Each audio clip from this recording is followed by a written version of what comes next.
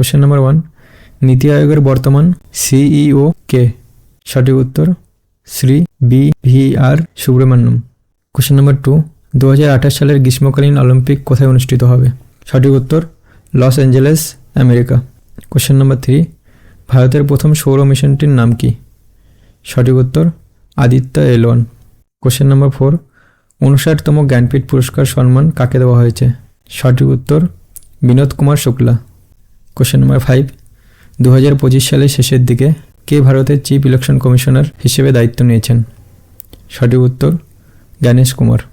Question number 6, নীতি আয়োগের বর্তমান vice chairman কে? সঠিক উত্তর সুমন বেরি।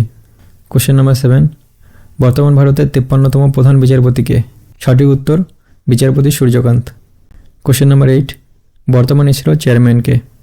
সঠিক উত্তর ডক্টর ভি নারায়ণন।